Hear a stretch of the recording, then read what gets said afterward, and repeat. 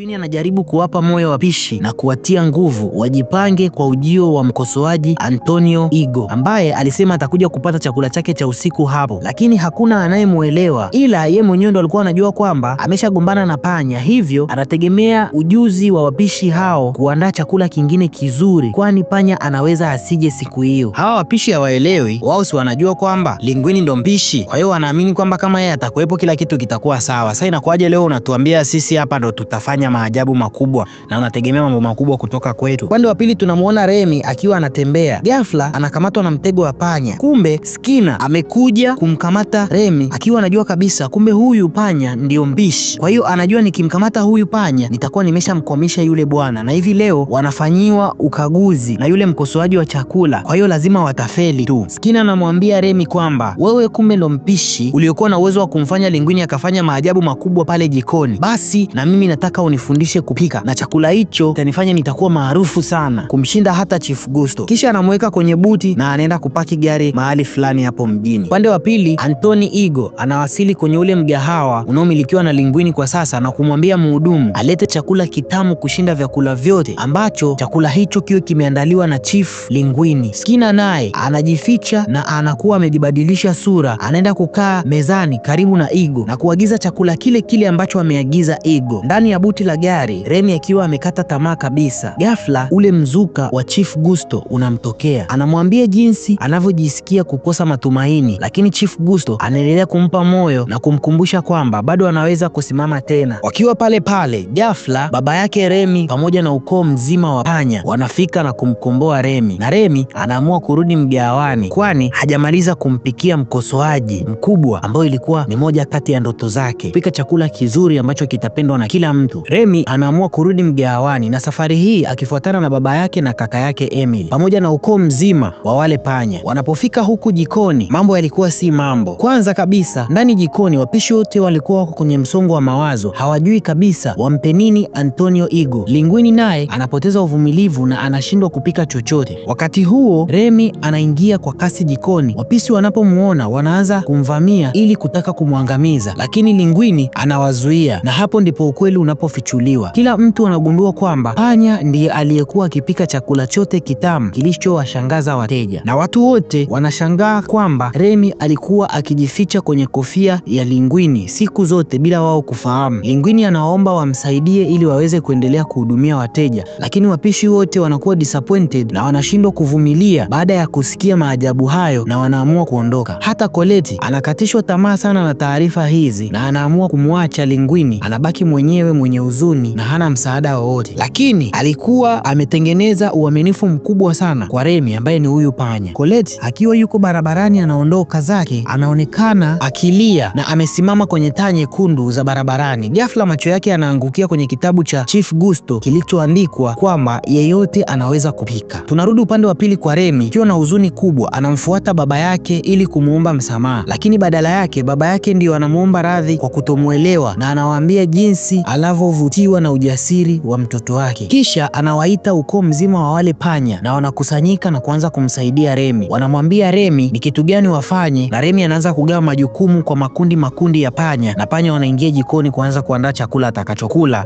Antonio Igo. Kabla hawajaanza chochote, ghafla yule mlinzi na mkaguzi wa chakula anaingia mgawani na kushangazwa na kile anachokiona. Anajaribu kutoroka, lakini baba yake Remy ambaye ndo kiongozi wa hawa panya wote na kundi lake la panya wanamkimbiza na wanaenda kumkamata na kumzuia, kisha wanamrudisha ndani. Ndani jikoni, Remy anawaambia panya waanze kwa kunawa mikono na wajitakase vizuri ili wasije wakaharibu chakula. Anagawa majukumu kutokana na vituo mbalimbali vya panya. Anawaambia nyie mtaosha vyombo, wengine mtakuwa mnakatakata, wengine mtafanya hichi, na panya wale wanaanza kufanya kila walichoambiwa na Remy. Remy anamfuata Linguini na anamwambia wewe ndo utakuwa mhudumu wetu, nenda kachukue oda na uwaombe wateja wote radhi kwa kuchelewesha chakula chao. Hapa tunamuona Antonio Igo akiwa anaangalia saa tu, tayari anazidi kuwapunguza maksi kwenye uandaaji wa hicho chakula. Colette anabadilisha mawazo na anaamua kurudi. Anapoingia jikoni, anashangazwa na taswira hiyo ya panya wakiwa wanakaa kwa nidhamu, na wakati huo Linguini anamkaribia na kumshukuru Colette kwa kurudi, kwani atakuwa ni msaada mkubwa sana. Colette anashangazwa zaidi anapogundua kwamba Remy ndiye aliyetaka kumpikia Antonio Igo chakula ambacho kinaitwa ratatouille, yani ni mchuzi wa viazi. Wakati huo huo baba yake Remy anarudi akiwa yuko na